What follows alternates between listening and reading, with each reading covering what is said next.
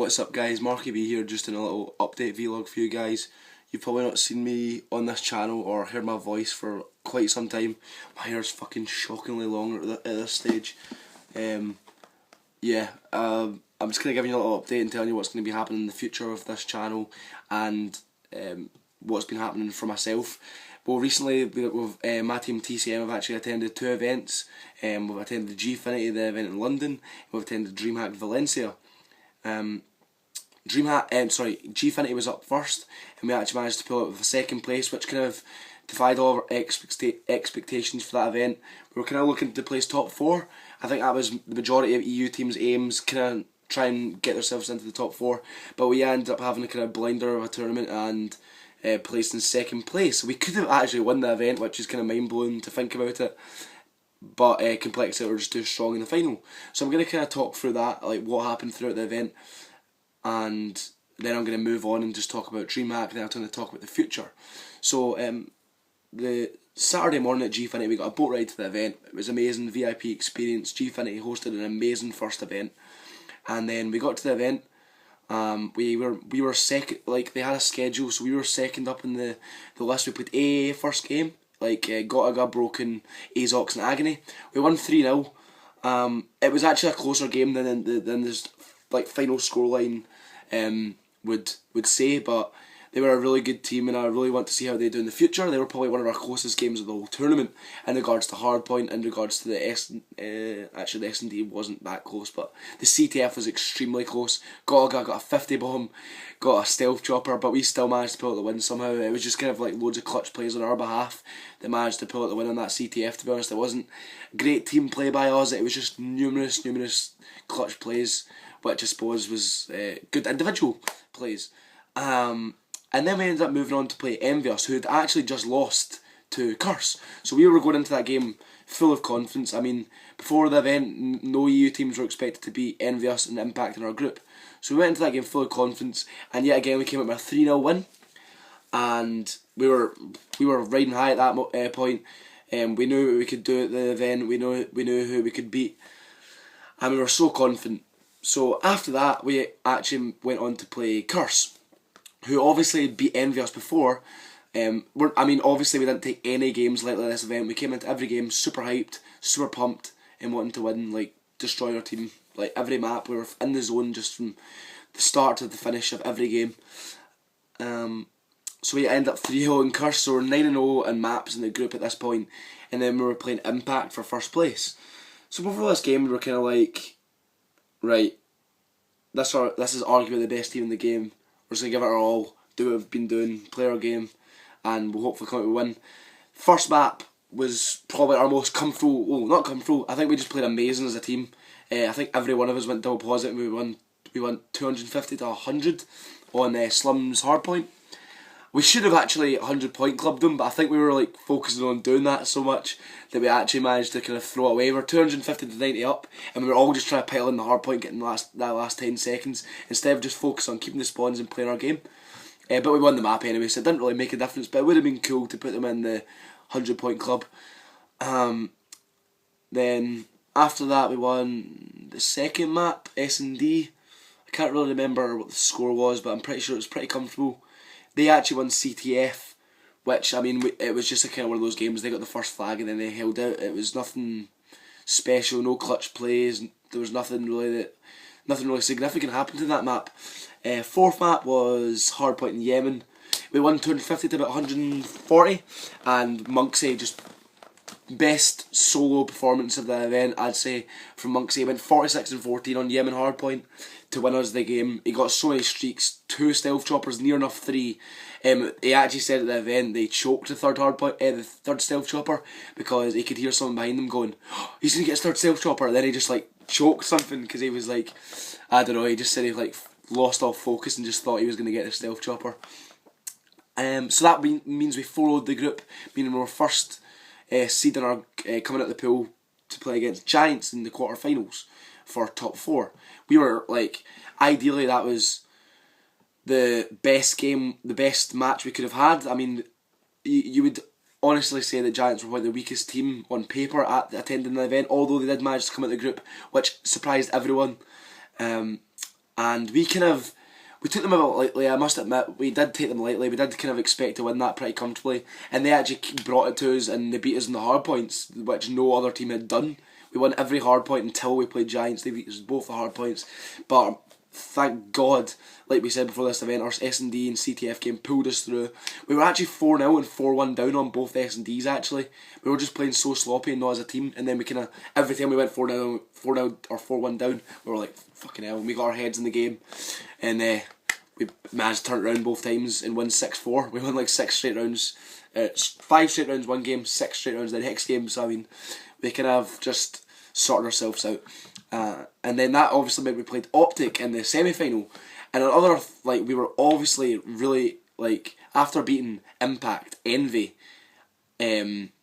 all these top American teams, we were obviously incredibly, like, confident going into the Optic game. If we can beat those teams, we can beat Optic.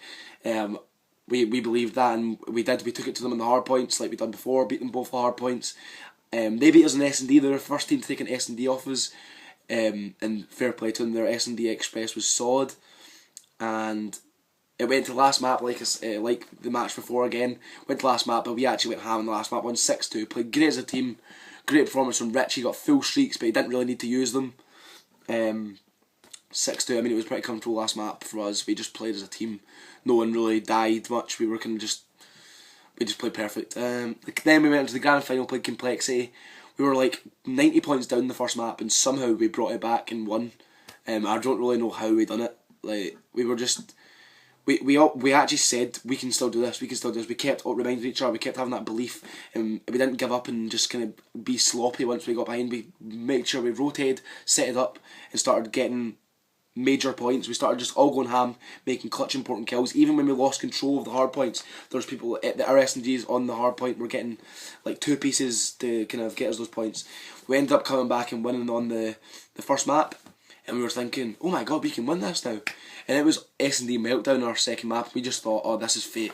It's our best S&D map, and we'd seen them losing to Unite on this map earlier on, but they had obviously watched us play against Optic the game before, because they just kept there was only one flaw to our setup at that time. We've kind of changed it now, but it was if they rushed the silo bomb and Meltdown. I'm not sure. I think it's A. Pretty sure it's A. But if they rush up the stairs, I don't actually watch the stairs. If they use tap mask and rush up the stairs, I'm pretty screwed, because I go in with an AR, and they just get done that like every time. And to be honest, I should have like reacted to that and changed up what I was doing, but I just didn't. I was just kind of sticking to what I was used to doing, and I think that was my major mistake on that map. We lost 6-2. Then it went to CTF. We lost that 1 or 2-0. It was basically, that game was so close. It was neck and neck throughout, but it was one of those games where a clutch play decided it. TP just went ham. TP like won them that game hands down by getting like picked up the flag, got like 3 kills with it, which then got them the flag away and got them the 1-0 lead. I think they might have capped the second flag like the last 10 seconds or something, but that flag basically won them the game. They had full streaks, and they just kind of sat back at that point because they were on the good side and just picked us off. The last map, we were in the lead at one point. We was on Yemen hard point. We had score streaks and we kind of wasted them. I kind of played pretty terribly that map. Probably my worst map of the whole event, which obviously isn't good when it's the last map of a tournament, but it is what it is. And but to be honest, I think it could have been different if we'd used our streaks correctly. We had streaks and we kind of wasted them, like I said. But oh well. I mean, we'll learn from those mistakes. If we're ever in that situation again in the tournament, I'm sure we'll use our streaks differently. You learn from your mistakes, like I said. And to be honest, we defied all expectations by coming second place, so we can't really complain about coming second. Then, going on to Dreamhack, we kind of decided, we were at the casino on the Sunday night of Gfinity after the event. Karma came up to us like, I heard you want to go Dreamhack, but Flux isn't going, so we decided to go with Karma to Dreamhack. We couldn't announce it straight away, we just had to sort out a few things with TCM. So we decided to go to Dreamhack with Karma. We came second place again to Epsilon. This is another one I think we could have won. On the actual grand final we won. We would have won the series 3-2 in the grand final. The map count in the grand final was 3 each, but but if it was like a new best of 5, like fresh best of 5, we would actually won. But the winners bracket final is what really cost us. And I don't like using excuses like that. This like Epsilon played good in the winners bracket final, but I just think it might have been different because if none of us had sound or headsets, like we were all like me and Rich had headsets, but because we used them like half of the first map, and we realised we couldn't hear Karma and Monksy, so we actually had to take them off. So we had 4 of us, no sound. We could talk to each other, but we couldn't because of the sound of the event. There was loud music, people shouting and whatnot. You could hardly hear anything. So basically, you could only hear the person next to you. So I could hear Karma, Karma could hear Monksy, Monksy could hear Rich, and like you could hear the people next to you. You couldn't really hear anything else. So there's one really important part on Slim's hardpoint in the first game where Monksy was saying to me, "Mark, they're up 4-man coming to the back. Come and help me watch the flank." And I didn't hear him, so I was sitting in garage hardpoint, just completely unaware of the situation. Couldn't hear him at all. Apparently he was shouting, I just didn't hear him. And they came around the back of garage, got the spawn, got like the full 50 on the hardpoint, which then put them into the lead because we were actually kind of tying up at this point. And then they just started like getting score streaks off that, and it was just like little plays like that. But simply that play, fair enough, they played good, but that play was purely down to like me not being able to hear Monksy. Like it's just kind of, but it is what it is. I mean, Epsilon ended up splitting up after the event, which is really surprising to be honest. I mean, if in a business perspective it's the kind of right decision, but team perspective, I don't really agree with it. Epsilon have been a kind of really successful team, and their teamwork has been amazing. They're clearly the best hardpoint team in Europe, arguably one of the best in the world. Their S&D CTF game is letting them down, but I think that was something they could have worked on as a team. I don't think kind of changing, but it is what it is. They've made the decision now. It's not really anything they can go back on.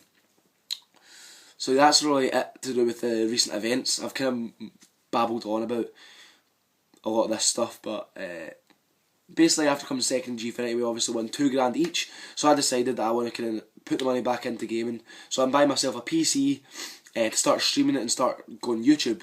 Going ham on YouTube. Obviously you're seeing this video on my channel right now, but I don't really have anything to generate actual gameplay content, and this video is probably going to take like 2 hours to render as well.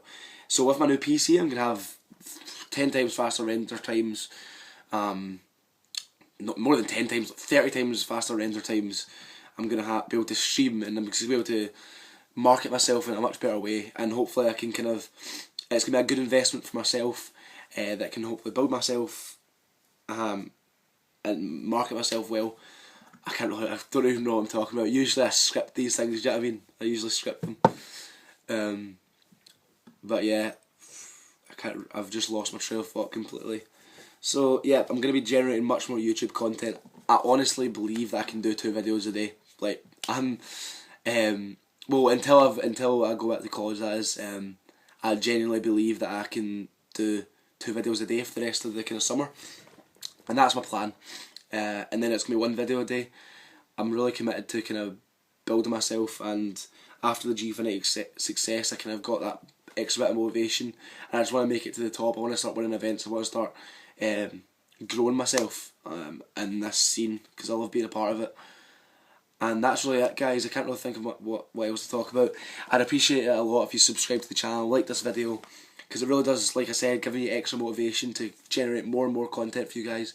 When I see that number growing, it just makes me think, wow, it's just amazing to kind of see more and more people interested in the content I generate.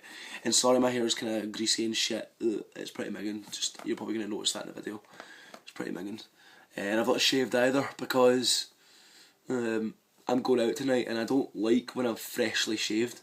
It's a weird thing. I never, if I'm going out somewhere, if I know I'm going out somewhere, I'll never shave like right before it, because I like to kind of have like a little bit. I don't like having a little baby face, so I've got a bit of a beard going on. But I'm gonna be shaving this. That you'll probably be shaved by the next video. So thanks a lot, guys, for watching the video. Sorry about the lighting. Sorry about this is actually recording on my iPhone also, and I've also got things like a new camera and stuff to do vlogs like this. I'm going to be doing vlogs, gameplays, I'm going to be doing everything for you guys, and I'm really excited to see I'm really excited and motivated to do this, and these vlogs will improve. I know I've made loads of mistakes, I know I've probably said things that are wrong throughout the video, I'm not going to edit it at all. I'm just going to upload it because I think you guys enjoy seeing these little mistakes. No one wants to see perfection. It's just boring. So I'll see you guys later. Thanks for tuning in for a whole 15 minutes. Whoa. Love you guys.